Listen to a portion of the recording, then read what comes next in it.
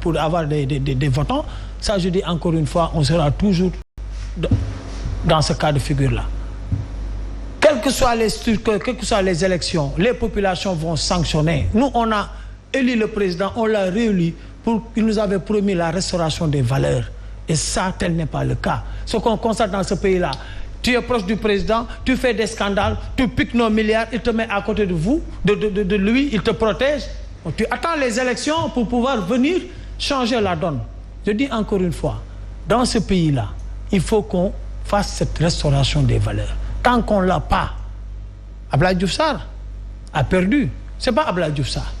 Tous ces pontes-là du régime qui ont perdu, en réalité, c'est que les Sénégalais en ont assez. Mais quand même, quoi qu'on puisse dire, la coalition Benno Bokk Yakaar garde la majorité. Dans les différentes villes et départements du Sénégal. Si le président ne change pas cet entourage-là, si le président, que le régime ne s'attarde pas sur des détails, sur des complots, sur des magouilles, toujours les Sénégalais feront face. C'est-à-dire que la mentalité des Sénégalais, surtout des jeunes, cette mentalité-là a changé. Et je dis encore une fois, si le président ne fait pas le toilettage nécessaire, ce n'est même pas la peine que le Benno Bokk Yakaar aille dans ces législatives-là. Parce que est-ce que vous pensez... ce vent de changement continuera, qu'il soit par A ou par B. C'est ça en réalité. Avec des forces politiques comme la vôtre, je vais parler de la grande coalition Gëm Sa Bopp. Je dis la grande coalition Gëm Sa Bopp vient de participer à des élections, a fait des résultats. Il a son bout de chemin à faire. Mais je dis encore une fois, il faut que cette grande coalition et les autres coalitions, avec les Yewwi Askan Wi, puissent s'asseoir, s'entendre et rebondir. Parce que l'union fait la force, hein? Moi je le dis encore une fois. Nous, ces élections nous apprennent aujourd'hui qu'il faut, à un certain moment, abandonner nos alter ego, abandonner nos ambitions personnelles et tous se concentrer sur l'essentiel qui est l'intérêt des populations, qui est le changement attendu. D'accord. Je dis encore une fois, c'est ça aujourd'hui le mot d'ordre.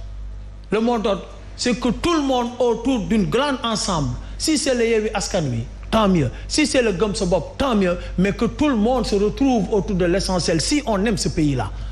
Maintenant, si on avance... Est-ce que ce plaidoyer que vous portez sera également porté par le président de votre coalition pour aller dans le sens de fédérer les forces de l'opposition? Nous, on est en train de débattre pour voir les voies et moyens pour que ces législatives-là, la deuxième institution qui est l'Assemblée, soit dans l'escarcelle de l'opposition.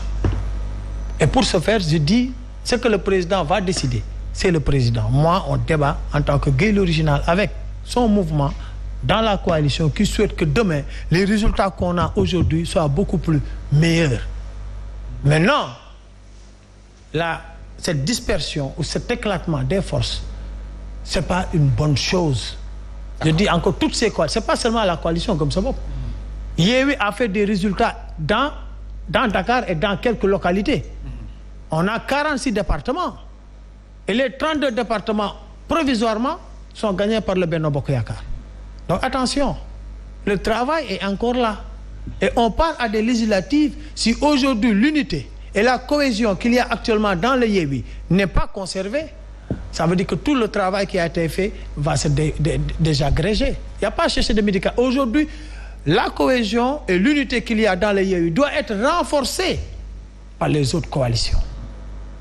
Des regrets? Pas de regrets.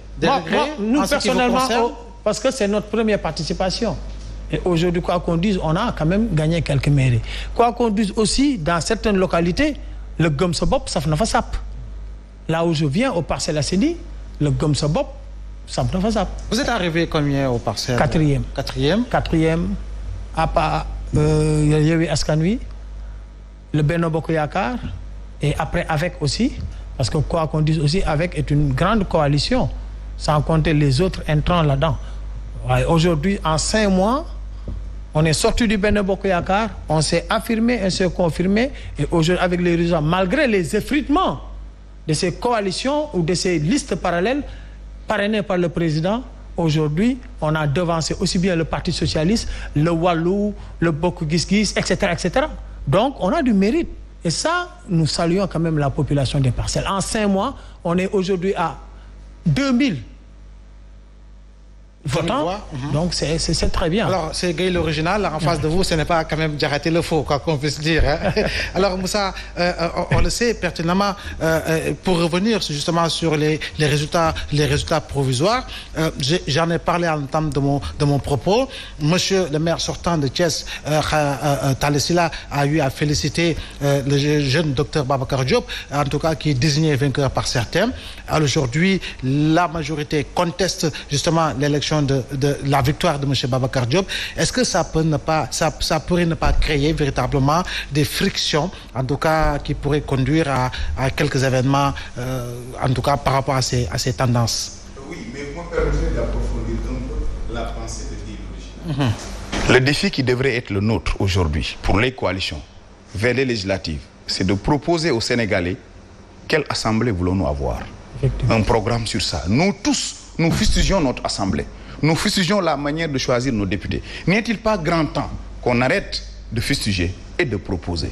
Les coalitions ont de l'avance, doivent travailler sur ça. Pour moi, c'est ce postulat de base-là qui doit être l'enjeu de la vie des jours prochains de nos coalitions, de nos partis politiques. On a le temps, on a 6 mois. En 6 mois, quel est ce que Yewwi propose comme Assemblée nationale, comme programme pour l'Assemblée nationale? Quel est ce que Bokk Gis Gis ou la coalition dans laquelle, quel est ce que Benno Bokk Yakaar? Il va falloir que nous rehaussions ce débat, qu'on ne soit pas une coalition de conjoncture, tous contre. Il va falloir que nous évoluions, qu'on soit maintenant tous pour. Il faudrait qu'on fasse de la politique pour et non contre. Parce que jusque-là, le Sénégalais, pour dire en wolof, xamul fal foli la xam. Commençons à proposer quelque chose de mieux. Et je pense que nous avons le temps et nous avons les blocs pour pouvoir réussir à proposer des programmes alternatifs pour améliorer notre Assemblée. J'invite toute la classe politique, notamment notre génération. Alors, ce qui s'est passé à Thiès, je pense que ce serait pour moi-même déshonorer la majorité présidentielle. S'il arrive à ce point, ils ont gagné ou Babacar a gagné, c'est qu'ils ont perdu du terrain. En tout temps, en tout lieu. Thiès, par des élections, même si nous avions constaté qu'Idrissa commençait, le président Idrissa commençait à perdre du terrain, c'était son fief. Mais cette marée de Yewwi n'a laissé pas Thiès indifférent. Et Babacar le mérite. Vous savez, Mbaw, on ne lutte pas contre une page qui tourne. Il va falloir, et on tend vers ça. La donne jeune est une réalité en politique. Partout, même les jeunes qui ont été investis par le camp du pouvoir ont presque tous gagné dans leur localité. Il va falloir que les gens l'intègrent dans les domaines, qu'il y ait un dosage assez intelligent pour faire de la promotion des jeunes, faute de quoi, beaucoup risquent de le payer. Donc Babacar incarne ce qu'il y a 20 ans, Idrissa a incarné, un espoir pour Thiès. Au-delà de ce qu'il a fait, le profil est intéressant, la posture est respectable et l'homme en soi incarne ce Sénégalais-là. En qui les jeunes de Thiès, de Dakar, ces étudiants voient un futur leader. Maintenant, il va falloir, comme Talla l'a félicité, certainement il l'a fait de bonne foi, mais une chose est sûre, sur ces élections-là, il sera extrêmement difficile de dire que tel ou tel a volé, parce que les PV sont au niveau du tribunal, tout sera dit et que merci à la presse, qui à la minute près a rendu public tous les PV et toutes les tendances. Maintenant, il va falloir sauver cette démocratie qui a pris un sacré coup énorme en termes de positivité par la transparence, par une participation, quoi qu'il y avait quelques couacs. Et j'invite à la coalition Benno Bokk Yakaar, si elle n'a pas gagné, d'accepter la victoire de ce jeune et brillant professeur Babacar Diop, à qui Mais je précise encore, c'est aussi la transhumance. C'est la transhumance aujourd'hui qui a encore tué ce régime-là. Parce que tous les gens qui ont transhumé, en réalité, traînent des casseroles. Et ça, je l'ai toujours dit. J'ai fait